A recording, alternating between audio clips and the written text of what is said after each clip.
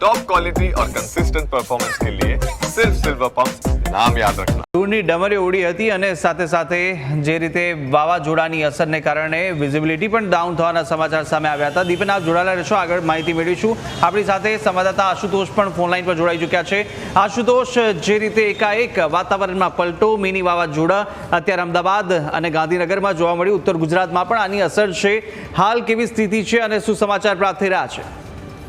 હજી વાત કરવામાં આવે તો સાંજે 1 કલાક પહેલા જે છે તે સમગ્ર વાતાવરણમાં પલટો આવ્યો છે અને હવામાન વિભાગે જે છે તે ઓરેન્જ એલર્ટ અને યલો એલર્ટ જે છે તે જાહેર કર્યું છે। વાત કરવામાં આવે તો ખાસ કરીને આગામી 3 કલાકમાં અમદાવાદ, ગાંધીનગર, મહેસાણા, બનાસકાંઠા, સાબરકાંઠા, સુરેન્દ્રનગર, અરવલ્લી, દાહોદ, પંચમહાલ, ખેડા, વલસાડ, દમણ અને ડાંગ, નવસારીમાં ઓરેન્જ એલર્ટ જે આપવામાં આવ્યું છે અને 41 થી 60 કિલોમીટર પ્રતિ કલાકની ઝડપે જે છે પવન ફૂંકાઈ શકે છે અને મધ્યમ વરસાદની આગાહી જે છે તે કરવામાં આવી છે। તો બીજી તરફ પાટણ, આણંદ, વડોદરા, ભરૂચ, છોટાઉદેપુર, નર્મદા, સુરત અને તાપીમાં પણ યલો એલર્ટ જે છે આપવામાં આવ્યું છે, જેમાં પણ 40 કિમી પ્રતિ કલાકની ઝડપે જે છે તે પવન અને હળવો વરસાદ જે છે તે પ્રકારની આગાહી જે છે તે કરવામાં આવી શકે છે। ખાસ કરીને આજે સમગ્ર દિવસ જે છે તે ઉકળાટ પડ્યો રહ્યો હતો, પરંતુ મોડી સાંજે જે છે તે અમદાવાદ સહિત રાજ્યના અનેક જિલ્લાઓ છે જેમાં પલટો આવ્યો છે અને ક્યાંક ને ક્યાંક અનેક હોટલોના જે ખાણીપીણીના સ્ટોલ હતા તે પણ ઉડી ગયા છે। વડાપ્રધાન નરેન્દ્ર મોદી આવતીકાલે આવી રહ્યા છે ત્યારે પણ ખાસ કરીને જે મંડપ બાંધવામાં આવ્યો હતો તે પણ ઉડી ચૂક્યો છે। એટલે આગામી રાતના 1 વાગ્યા સુધી જે છે તે ગાજવીજ સાથે વરસાદની આગાહી જે છે તે કરવામાં આવી છે। જી બિલકુલ। અને આશુતોષ, જે રીતે આ ધૂળની ડમરી ઉડી, વાહનોના પૈંડા થંભી ગયા હતા કારણ કે વિઝિબિલિટી બી ડાઉન થઈ હતી અને ત્યારબાદ અનેક નુકસાનીના સમાચાર શું સામે આવી રહ્યા છે? કોઈ જગ્યાએ નુકસાન થયું હોય? વડાપ્રધાન નરેન્દ્ર મોદી જયારે આવતીકાલે આવી રહ્યા છે ત્યારે જે એરપોર્ટ રોડ ઉપર ડોમ બાંધવામાં આવ્યા હતા, જે મંડપ બાંધવામાં આવ્યા હતા, એ ભારે પવનના કારણે જે છે તે ધરાશાય થયા છે અને અમદાવાદ મ્યુનિસિપલ કોર્પોરેશનની ટીમ જે છે તે હવે પહોંચીને સમગ્ર જે છે તે રસ્તા ઉપર જે છે તે પડ્યું છે તે હટાવવાની કામગીરી શરૂ કરવામાં આવી છે। તો બીજી તરફ જે બેનરો લગાવવામાં આવ્યા હતા તે પણ ધરાશાય થઈ ચૂક્યા છે। ક્યાંક ને ક્યાંક વિઝિબિલિટી ઘટતા અને ધૂળની ડમરી ઉડતા વાહન ચાલકોને પણ અનેક સમસ્યાઓનો સામનો જે છે તે કરવો પડ્યો હતો। ખાસ કરીને અમદાવાદ શહેરનો જે પૂર્વ વિસ્તાર છે, નવા નિકોલ, નરોડા, ઓઢવ, વસ્ત્રાલ સહિતના વિસ્તારોમાં ધીમી ધારે વરસાદ પણ જે છે તે પડી રહ્યો છે અને ખાસ કરીને બીજી વાત કરવામાં આવે તો અમદાવાદના બીજા વિસ્તારો છે, પશ્ચિમ વિસ્તાર, ત્યાં પણ આ પ્રકારની પરિસ્થિતિ જે છે તે હાલ જોવા મળી રહી છે। હિંમતનગરની વાત કરવામાં આવે તો હિંમતનગરમાં પણ ગંભોઈ, ઓગિયાલ, કાંકરોલ સહિતના જે વિસ્તારો છે ત્યાં પણ ભારે પવન અને ફૂંકાયો હતો અને વીજળી પણ ગુલ થઈ હતી। તો બીજી તરફ અન્ય જે જિલ્લાઓ છે ત્યાં પણ આ પ્રકારની પરિસ્થિતિ જે છે તે જોવા મળી રહી છે। જી બિલકુલ। અને આશુતોષ, જે રીતે હજી પણ રાત્રે 1 વાગ્યા સુધી એટલે આગામી 3 કલાક સુધી ભારે વરસાદ અને પવનની આગાહી કરવામાં આવી છે, કયા કયા વિસ્તારોમાં આની અસર થઈ શકે છે? ખાસ કરીને ઉત્તર ગુજરાતમાં અત્યારે આગાહી અને સાથે મધ્ય ગુજરાતમાં આની કેવી અસર રહેવાની છે? કયા કયા જિલ્લાઓને અસર કરશે આ વરસાદી માહોલ? જે આગામી 3 કલાક માટે હવામાન વિભાગે આગાહી કરી છે, જેમાં સૌથી મહત્વપૂર્ણ છે કે 5 થી 15 mm સુધીનો વરસાદની આગાહી કરવામાં આવી છે અને 41 થી 60 કિલોમીટર પ્રતિ કલાકની ઝડપે પવન ફૂંકાવાની પણ આગાહી કરાઈ છે। જિલ્લાઓની વાત કરવામાં આવે તો બનાસકાંઠા છે, મહેસાણા છે, સાબરકાંઠા છે, અરવલ્લી છે, ગાંધીનગર છે, અમદાવાદ છે, સુરેન્દ્રનગર છે, મહીસાગર છે, ખેડા જિલ્લો છે, ઉપરાંત દાહોદ છે, પંચમહાલ છે, નવસારી, ડાંગ, વલસાડ, દમણ, દાદરાનગર હવેલી જે છે તેમાં ખાસ કરીને આ ઓરેન્જ એલર્ટ જે છે આપવામાં આવ્યું છે। તો બીજી તરફ યલો એલર્ટની વાત કરવામાં આવે તો જેમાં પણ 40 કિલોમીટર પ્રતિ કલાકની ઝડપે પવન ફૂંકાવાની આગાહી કરવામાં આવી છે, જેમાં પાટણ છે, આણંદ છે, વડોદરા છે, સુરત, તાપી છે, ઉપરાંત ભરૂચ અને છોટાઉદેપુરનો સમાવેશ થાય છે। એટલે આગામી 3 કલાક જે છે તે આ જિલ્લાઓમાં યલો એલર્ટ જે છે તે આપવામાં આવ્યું છે। એટલે ખાસ કરીને હવે જે છે આ વિસ્તારોની અંદર જે છે તે ભારે પવન ફૂંકાવાની સાથે સાથે વરસાદ જે છે તે વરસી રહ્યો છે અને ક્યાંક ક્યાંક લોકોને પણ બહાર ન નીકળવા માટે અપીલ કરવામાં આવી છે, કારણ કે અમદાવાદ સહિત ગાંધીનગર છે ત્યાં પણ જે છે તે આંધી આવી હતી અને ભારે પવનના કારણે લોકોને ક્યાંક ને ક્યાંક પરેશાનનો સામનો કરવો પડતો હતો। ધૂળની ડમરી ઉડતા વાહન ચાલકોએ સમસ્યાનો સામનો કરવો પડ્યો તો બીજી તરફ ઝાડો ધરાશાયી પણ જે છે અમદાવાદ શહેરમાં થયા છે। એટલે અમદાવાદ મ્યુનિસિપલ કોર્પોરેશન દ્વારા પણ જ્યાં જ્યાં ઝાડો જે છે તે પડ્યા છે ત્યાંથી હવે જે છે તે હટાવવાની કામગીરી જે છે તે શરૂ કરવામાં આવી છે। જી બિલકુલ બિલકુલ। વધુ વિગતો મેળવીએ, સંવાદદાતા દીપેન ફોનલાઈન પર જોડાયા છે। દીપેન, જે રીતે એકાએક વાતાવરણમાં પલટો અને અમદાવાદમાં મિની વાવાઝોડાની અસર જોવા મળી રહી છે, કેવી સ્થિતિ સર્જાઈ છે અને હાલ શું સ્થિતિ? કુશાગ્ર, અમદાવાદ શહેરના વાતાવરણમાં અચાનક પલટો છે તે આવ્યો છે. સમગ્ર શહેરની વાત કરવામાં આવે તો સમગ્ર શહેરમાં મિની વાવાઝોડું છે તે ફૂંકાયું છે. ભારે પવનના કારણે સમગ્ર શહેરમાં ધૂળની ડમરીઓ છે તે ઉડી હતી. ધૂળની ડમરીઓ ઉડવાને કારણે શહેરમાં વિઝિબિલિટી છે તે ઘટી છે. અમદાવાદ શહેરની સાથે સાથે ગાંધીનગર શહેરમાં પણ ભારે પવન છે તે ફૂંકાયો હતો. મહત્વની વાત કરવામાં આવે તો હવામાન વિભાગ દ્વારા પણ આગાહી છે તે કરવામાં આવી હતી. ખાસ કરીને પ્રી મોન્સૂન એક્ટિવિટીના ભાગરૂપે આ પ્રકારની ભારે પવન સાથે કેટલાક વિસ્તારોમાં વરસાદ પડવાની આગાહી કરવામાં આવી હતી. ત્યારે આજે છેલ્લા 3 દિવસથી અમદાવાદ શહેરમાં ભારે બફારા અને ઉકળાટ બાદ આજે અચાનક વાતાવરણમાં પલટો આવ્યો છે.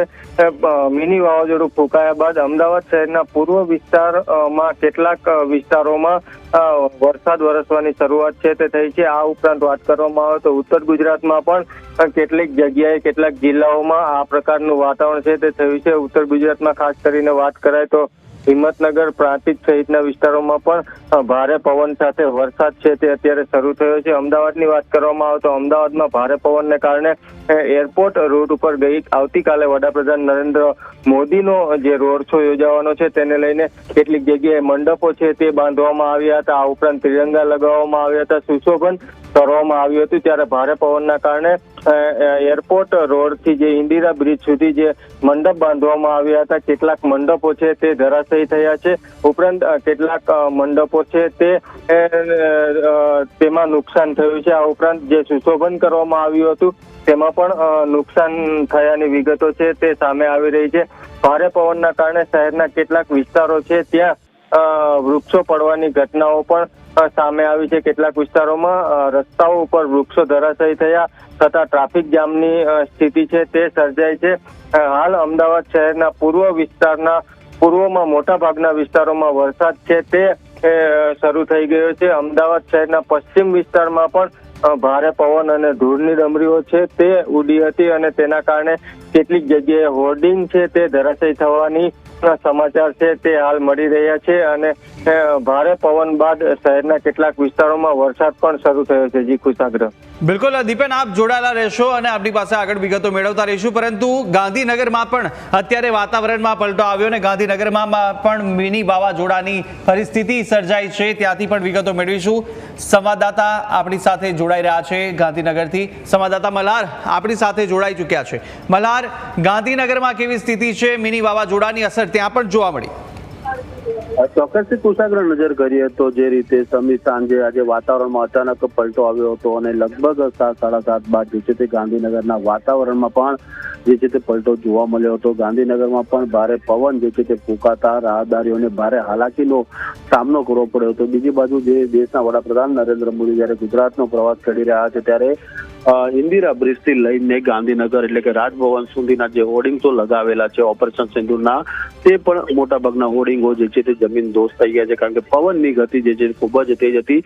સાથોસાથ ધૂળની ડમરીઓ પણ જે છે તે વધુ હતી, જેના કારણે રાહદારીઓને જે છે તે ફરજિયાતપણે પોતાની વ્હીકલ જે છે સાઈડમાં ઊભું રાખવું પડ્યું હતું અને ક્યાંક ને ક્યાંક તેઓને જે છે ત્યાં ભારે પવનથી પણ બચવાનો જે છે પ્રયાસ કર્યો હતો. ઉપરાંત કેટલીક જગ્યાએ જે છે તે વૃક્ષ પણ ધરાશયી થયા હોવાની વાત જે છે તે ગાંધીનગરમાં સામે આવી છે. પરંતુ ગાંધીનગરથી જયારે અમદાવાદનો રૂટ છે એ રૂટ ઉપર પણ ઘણા વૃક્ષો જે છે તે ધરાશયી જે છે તે થયેલા છે, જેના કારણે પણ ટ્રાફિક જામની સમસ્યા જે છે તે જોવા મળી રહી છે. કુશાગ્ર.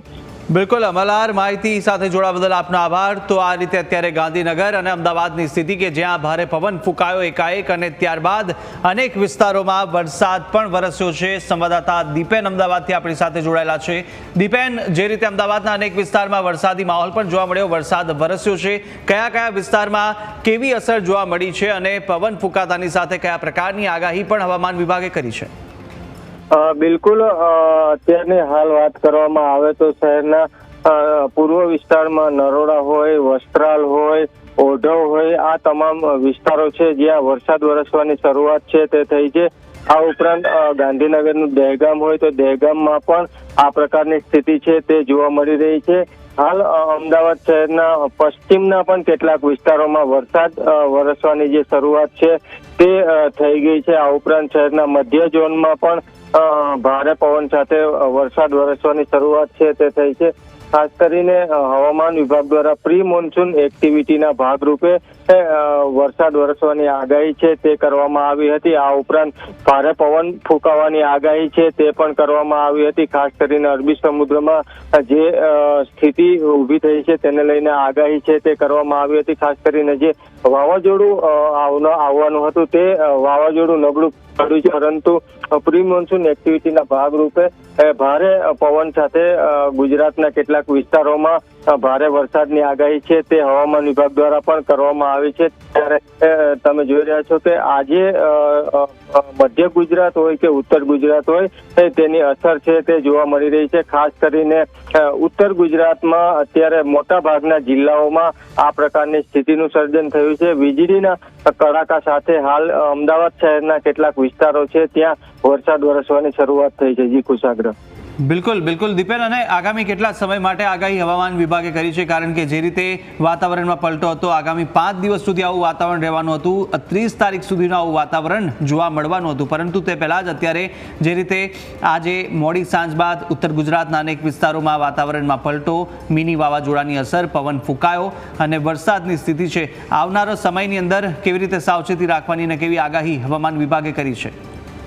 બિલકુલ, છેલ્લા 2 દિવસની વાત કરવામાં આવે તો છેલ્લા 2 દિવસથી દરિયાકાંઠાના જે કેટલાક વિસ્તારો છે, ખાસ કરીને ગીર સોમનાથ હોય કે અમરેલી હોય, આ તમામ જે જિલ્લાઓ છે તે જિલ્લાઓમાં ભારે પવન સાથે ભારે વરસાદ છે તે વરસ્યો હતો. ત્યારે હવે જે વરસાદ છે, ખાસ કરીને જે પ્રી મોન્સૂન એક્ટિવિટી છે તે સમગ્ર ગુજરાતમાં જોવા મળી રહી છે અને હવામાન વિભાગ દ્વારા આગામી 5 દિવસ સુધી રાજ્યના અલગ અલગ જે વિસ્તારો છે તે વિસ્તારોમાં વરસાદ, ભારે પવન સાથે અને વીજળીના કડાકા સાથે વરસાદ વરસવાની આગાહી છે તે કરવામાં આવી છે. ત્યારે આગામી દિવસોમાં ખાસ કરીને જે દક્ષિણ ગુજરાત છે, દક્ષિણ ગુજરાતના જે જિલ્લાઓ છે તે જિલ્લાઓમાં પણ ભારે પવન સાથે વરસાદ વરસવાની આગાહી છે તે હવામાન વિભાગ દ્વારા કરવામાં આવી છે. અને દક્ષિણ ગુજરાતની સાથે સાથે ઉત્તર ગુજરાતના જે કેટલાક વિસ્તારો છે તે વિસ્તારોમાં પણ ભારે પવન અને વીજળીના કડાકા સાથે કેટલીક